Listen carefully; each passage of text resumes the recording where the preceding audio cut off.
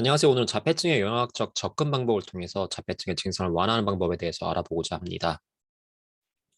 저는 자폐증에 대해서 현대의학으로 완치가 불가능하다는 것을 알게 되면서 영양학적으로 어떻게 하면 자폐증을 좀 증상적으로 완화할 수 있는지에 대해서 알아보게 되면서 되게 다양한 것을 발견하게 되었습니다. 그리고 이 자폐증 증상에 대해서 조금 더 증상들을 이렇게 낮출 수 있는 방법들에 대한 좀 무한한 가능성을 이렇게 보게 되었습니다. 자폐아의 경우 이제 소아적인 측면에서 정상적인 아이에 비해서 장 기능이 떨어질 수가 있는데요.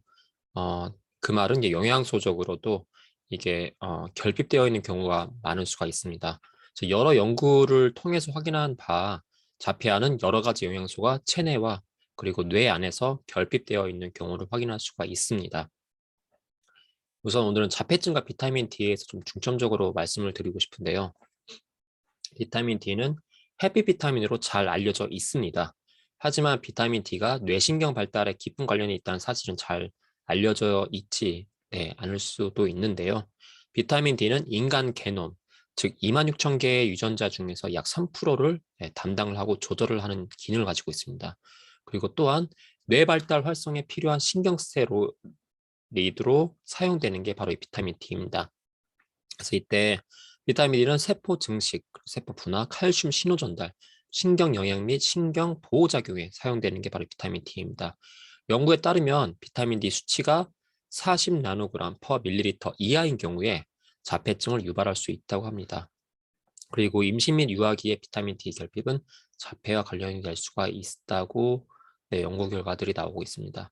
자폐아 또는 자폐아가 될 가능성이 있는 아이는 자폐아가 아닌 형제자매에 비해서 임신 3개월, 그리고 출생 시 8세에 비타민 D 수치가 낮은 것으로 확인이 되었습니다.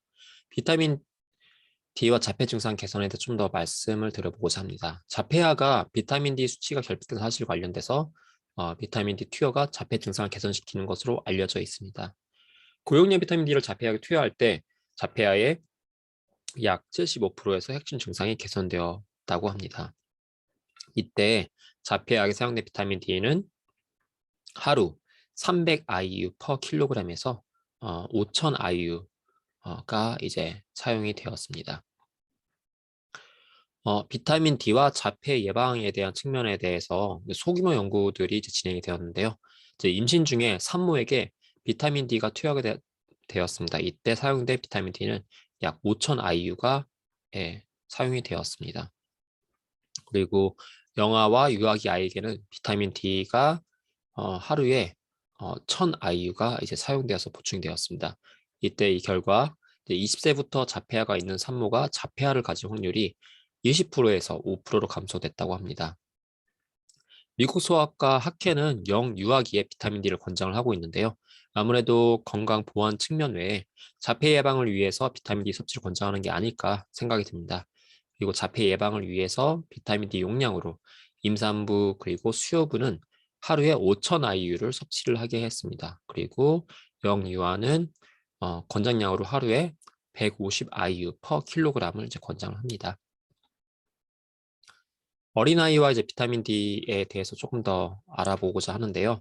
어린아이와 비타민 D 관계는 굉장히 중요합니다. 이제 비타민 D가 어린아이에게 다양한 방법으로 이제 공급을 받을 수가 있습니다. 비타민 D 같은 경우는 일단 자연 광선이 햇빛에 노출되면 자연스럽게 합성해서 이제 만들어질 수가 있습니다. 그리고 또한 생선, 유제품, 계란 등과 같은 다양한 음식으로부터 섭취가 가능하고요. 그리고 또한 태아일 때부터 엄마의 뱃속에서 비타민 D 혈중 수치가 이게 또 굉장히 중요한데 이 혈중 수치가 아이에게 전달이 될 수가 있습니다. 비타민 D는 어린아이에게 신경 영양학적으로 그리고 뇌 개발 등의 다양한 기능을 제공합니다. 신경 영양 기능적으로 신경 전달 물질을 합성을 시키고요. 신경세포를 분화시키고 그리고 우리 뇌 안에 있는 해마의 세포 자살을 감소시키기도 합니다. 그리고 비타민 D는 기억세포 수용체를 조율하고 신경세포 성장 인자를 조율하는 이제 그런 기능을 가지고 있습니다. 비타민 D는 뇌 보호와 이제 구조 개발에도 이제 굉장히 밀접한 관계성이 있습니다. 비타민 D는 대뇌 항염증 효과가 있고요. 그리고 이제 이산화질소 관련돼서 세포 자살 조절을 하는 게 기능을 가지고 있습니다. 네, 비타민 D는 뇌 안에 해독 작용을 조절을 하고요. 그리고 DNA가 손상되었을 때 수리할 수 있도록 도와주는 게 바로 이 비타민 D입니다. 그리고 비타민 D는 이 페리실비안 망을 이제 개발하는 데 굉장히 이렇게 도움이 많이 되는데, 페리실비안 망은 두뇌 안에서 이제 언어를 생성하는 데 이제 관여하는 것으로 알려져 있습니다. 그래서 이에 대해서 비타민 D에 대한 연구가 많이 이루어졌는데, 일단 비타민 D와 인지 발달에 대해서 한번 알아보도록 하겠습니다. 미국에 3,896명 대상으로 엄마 자녀에 대해서 연구가 진행됐습니다. 이때 이제 높은 비타민 D를 가지고 있는 이제 이 사람들을 좀 봤었을 때, 이 연구에 따르면 이 자녀들이 7세 되는 시점에서 높은 비타민 D가 이제 있을 경우에 조금 더 IQ가 높았다는 것을 확인되었습니다. 그리고 스페인에서는 1,820명 대상으로 비타민 D 수치에 따라서 인지 점수를 확인했습니다. 이때 이 연구에서는 비타민 D가 75 내노 몰 퍼 리터 이상인 그룹과 그리고 50 내노몰 퍼 리터인 그룹으로 나뉘었습니다. 이제 연구 결과 75 내노몰 퍼 리터 이상인 그룹은 50 내노몰 퍼 리터 그룹에 비해서 11개월에서 23개월 자녀의 인지 점수가 더 높은 것으로 확인되었습니다. 그리고 중국에서 363명 대상으로 엄마와 자녀 대상 비타민 D 연구가 진행되었습니다. 이때 이 확인 결과 엄마의 탯줄에서 이제 비타민 수치를 지금 확인했는데요. 엄마의 탯줄의 비타민 D 수치가 5.56에서 20.8 내노몰 퍼 리터 그룹은 비타민 D 수치가 39.9에서 51 내노몰 퍼 리터 그룹 대비 16개월에서 18개월 아이의 인지 점수가 좀 더 낮은 것으로 이제 확인되었습니다. 예, 다음은 이제 비타민 D와 언어 발달에 대해서 알아보도록 하겠습니다. 베트남에 있는 886명 대상으로 엄마의 혈중 비타민 D 수치를 확인한 연구가 진행됐습니다. 이때 혈중 수치가 75 내노몰 퍼 리터 그룹과 37.5 내노몰 퍼 리터 그룹 나뉘었습니다. 75 내노몰 퍼 리터 이상 비타민 D 혈중 수치를 가진 엄마 그룹의 자녀가 6개월 되는 시점에서 자녀의 언어 점수 능력이 좀 더 높은 것으로 확인되었고요.